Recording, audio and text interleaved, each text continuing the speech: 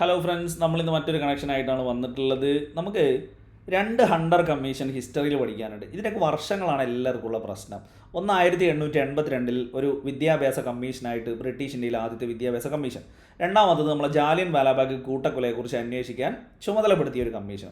നമുക്ക് ഈ ഹണ്ടർ കമ്മീഷനെ 100 കമ്മീഷനായിട്ട് അങ്ങോട്ട് കണ്ടാൽ എളുപ്പത്തിൽ വർഷം ഓർത്തിരിക്കാം. ഒന്ന് 1882 അല്ലേ, അതിന് 18 + 82 = 100 എന്ന് നമുക്ക് കാണാം. 100 എന്ന് പറഞ്ഞാൽ 100 അല്ലേ, അതിനെ 100 കമ്മീഷൻ തന്നെ കണ്ടാൽ പോരെ.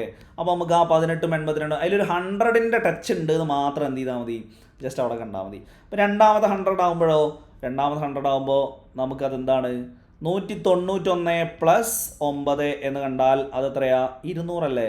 അപ്പോൾ രണ്ടാമത്തെ 100 എന്ന് പറയുമ്പോൾ സെക്കൻഡ് എന്നുള്ള ലെവലിൽ 200 എന്നുള്ള ലെവലിൽ തന്നെ എന്ത് ചെയ്യാം, കാണാം. സോ വർഷം പഠിക്കുമെന്ന് വിചാരിക്കുന്നു. ആദ്യത്തേത് ബ്രിട്ടീഷ് ഇന്ത്യ ആദ്യത്തെ വിദ്യാഭ്യാസ കമ്മീഷൻ 1882, അത് 100 കമ്മീഷൻ എന്ന് തന്നെ ഓർത്താൽ മതി. രണ്ടാമത്തതോ, രണ്ടാമത്തൊരു 100 അത് 200 എന്ന് ഓർത്തിരുന്ന 191 + 9 എന്നുള്ളതും അതിൽ കാണാം. വീണ്ടും കാണാം. Thank you.